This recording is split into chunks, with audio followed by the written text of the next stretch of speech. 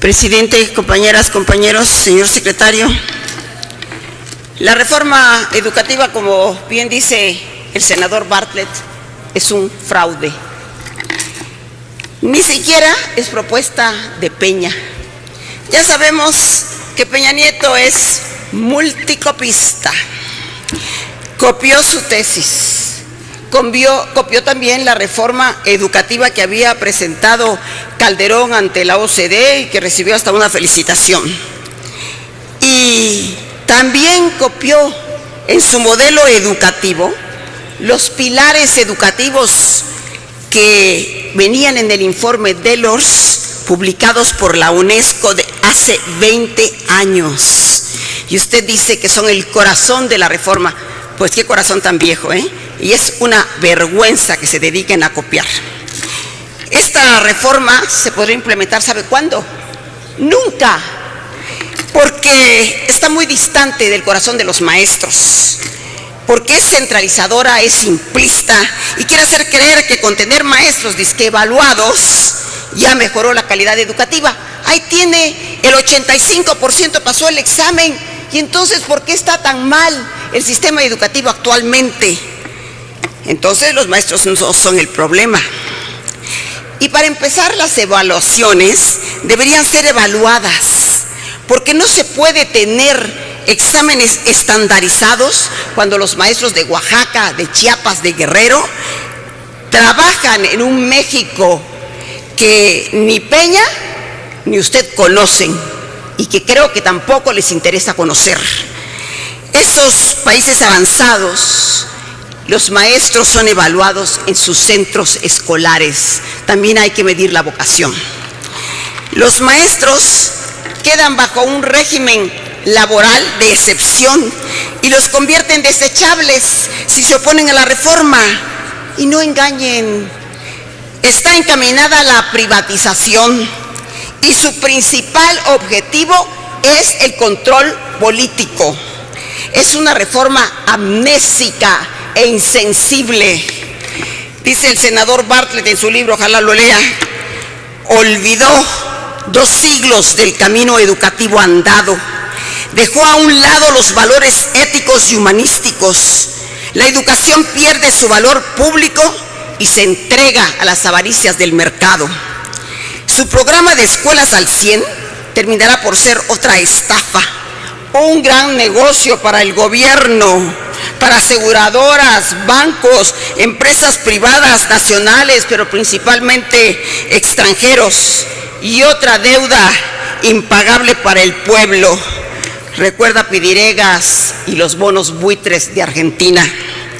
Y a propósito, mi primera pregunta, ¿cuántas escuelas, puede ser que ya hasta perdió la cuenta, ¿no?, ha visitado usted de estas comunidades de pueblos originarios? Porque da la impresión cuando sale en la televisión que solo visita las escuelas que están a la vuelta de su casa. Pero México no es solo Polanco. Mr. Nuño, usted que siempre está bien vestido, como inglesito, ¿por qué no se anima un día a enlodarse los zapatos y se lanza a recorrer esas comunidades alejadas de Oaxaca, de Chiapas, de Guerrero, de donde se llega después de horas de recorrido en camión, a pie, cruzando ríos, tragando polvo, llenándote también de tanto polvo hasta ponerte güerito, decía un maestro?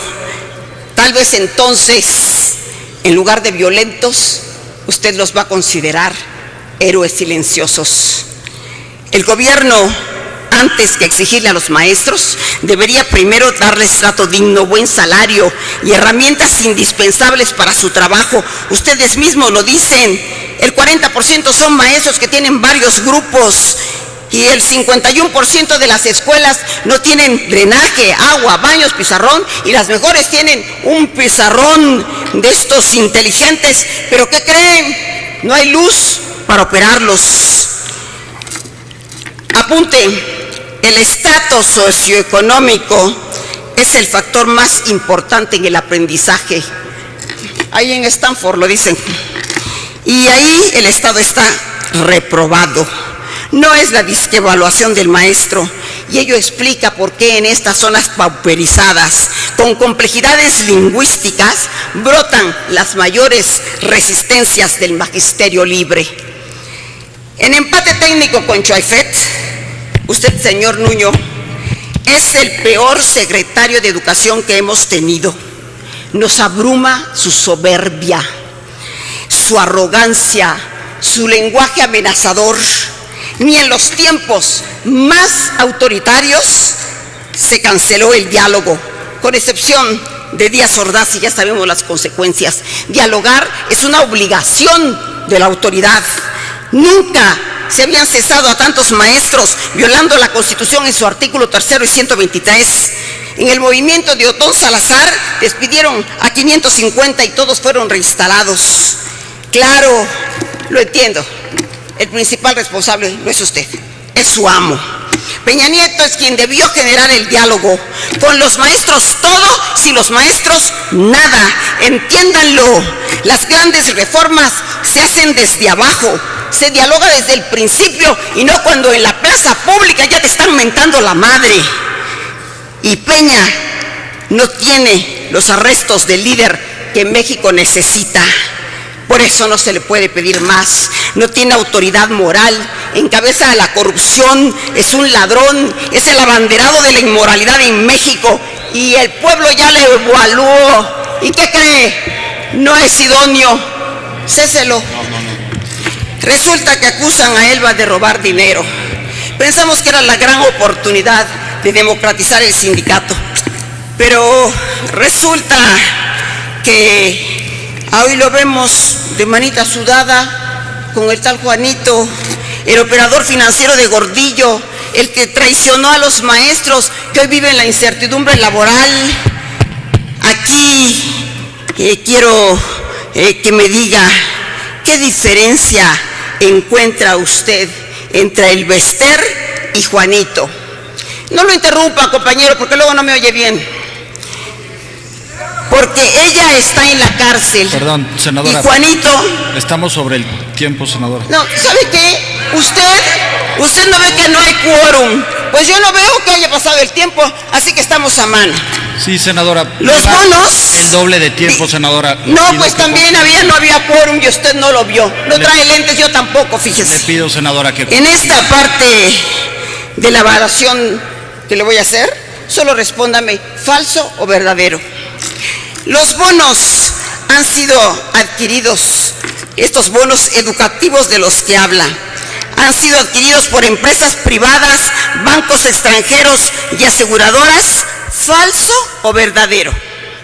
El Estado garantizará los intereses leoninos del 8% que ustedes se comprometieron a pagar durante 23 años. ¿Falso o verdadero? Y si es falso, ¿quién los va a pagar? Y ustedes recibirán en 2 años 50,000 millones de pesos, pero están comprometiendo los recursos de más de 3 sexenios. ¿Falso o verdadero? Llámele como quiera, pero eso es privatizar. Los bonos son deuda. Peña no puede ocultar su adicción al billete. Su ADN es hacer negocios con recursos públicos. Salgan de su enfermiza fantasía. La reforma educativa ya fracasó. No es con tormentas mediáticas estigmatizando a los maestros con balas, con sangre, como las reformas entran. Hay que abrogarla. Nuevos ojos y mejores estrategias. Dialogue, secretario. Eso es política. Los maestros son líderes sociales, conviven en sus comunidades, en donde lo único que se hereda es la miseria, y los quieren, y se demostró en Nochistlán, el pueblo desarmado al que ustedes cobardemente atacaron a balazos.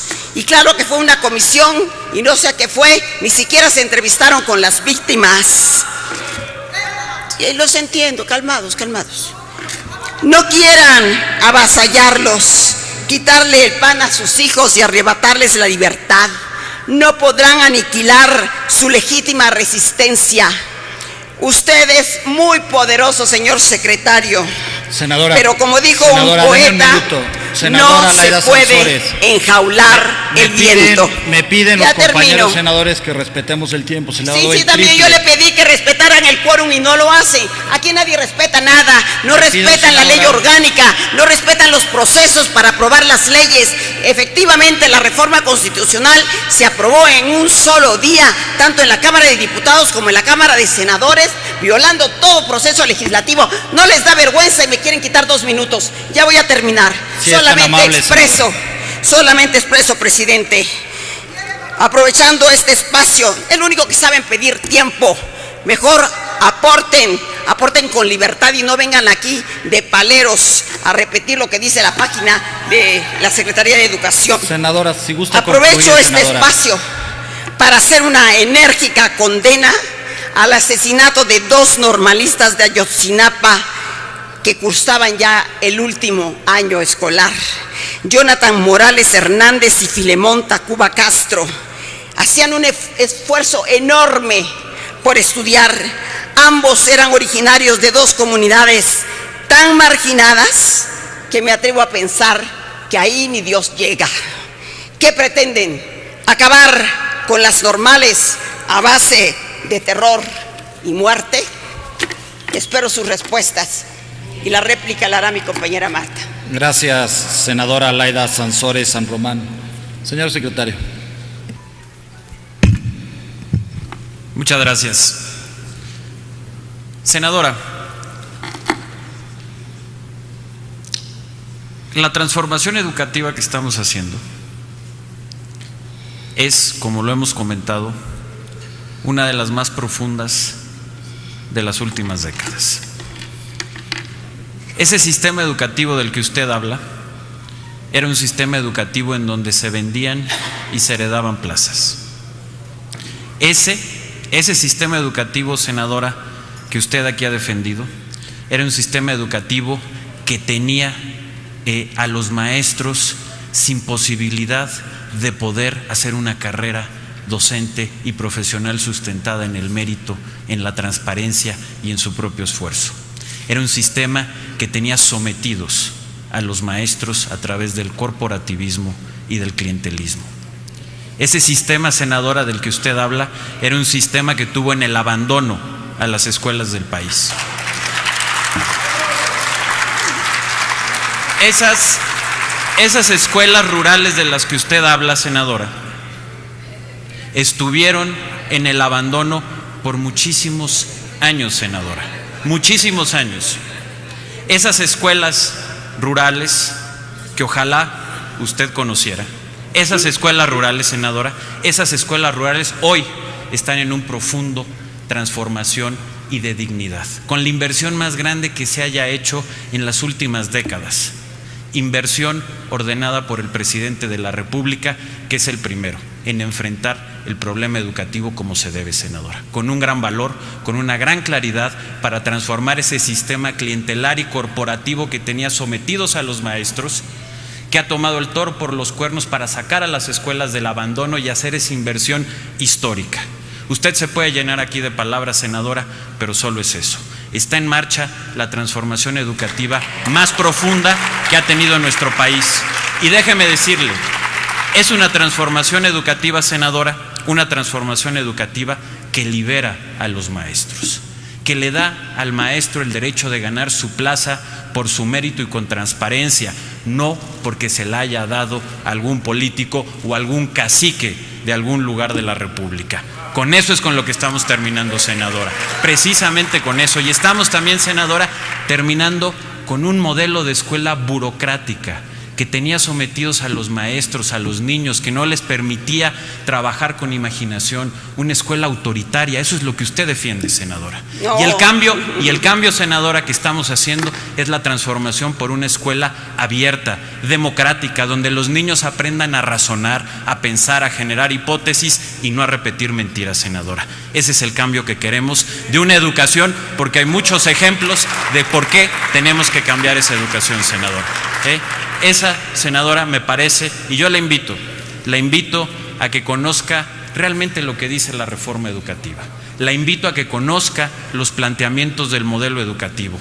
La invito a que recorra las escuelas que se están remodelando. La invito a que platique con los maestros jóvenes que están ganando sus plazas por el mérito y no porque la tuvieron que comprar o le debieron el favor a algún cacicazgo político. La invito a que conozca lo que realmente es la reforma educativa y la invito a que dé argumentos y no demagogias. Muchas gracias. No contestó mis preguntas, Gracias, señor senador. secretario. Gracias, No contestó, senadora no Laida contestó mis Sansores. preguntas, nada más le quiero Usted advertir. conoce el formato, Bonito no es el corporativo. usted tenía el espacio para hacer la réplica y se le ha cedido a su compañera. No le puedo dar el uso de la palabra, senadora Laida. Me apena, el formato sí lo prevenía, es un formato autorizado por la Asamblea y ustedes dispusieron que lo hiciera otro compañero de su partido. No le puedo dar el uso de la palabra, senadora Marta Palafox. Desde acá, por favor. Con su permiso, señor presidente, señor secretario, al inicio de su intervención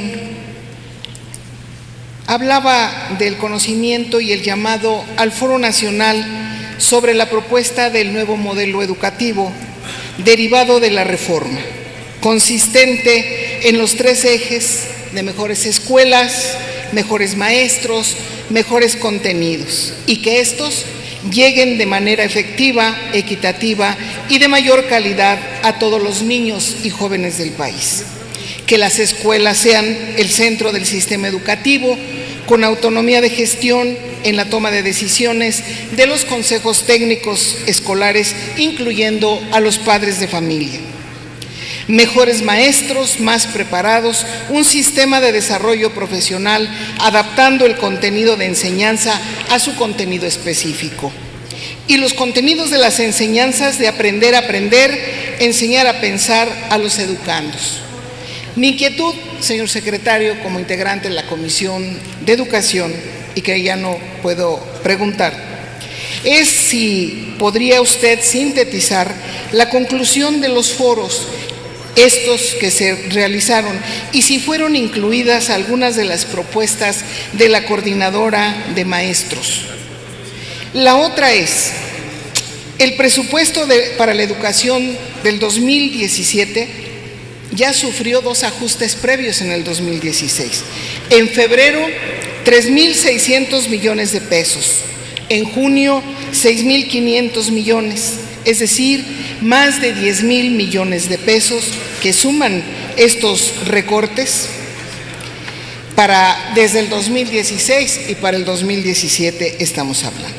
Creo que es un contrasentido, señor secretario, que se hable de un nuevo modelo educativo con escuelas al centro, mejores maestros y mejores contenidos, y se castigue el presupuesto educativo para el 2017 en más de 37.000 millones de pesos, es decir, el 15% en términos reales. Es una barbaridad, más cuando las partidas afectadas son el programa de becas y otros como la inclusión digital, que nos lleva a un doble retroceso, como usted mismo decía, a los deciles de mayor pobreza de los educandos. Entre otros, las escuelas de tiempo completo, la inclusión y la equidad educativa. Y también queda pendiente la asignatura de los alimentos a los estudiantes de educación básica y de educación superior. Me corta el tiempo, hay varias inquietudes, pero esto es lo que pudiera expresar el día de hoy en relación a esta participación. Muchas gracias.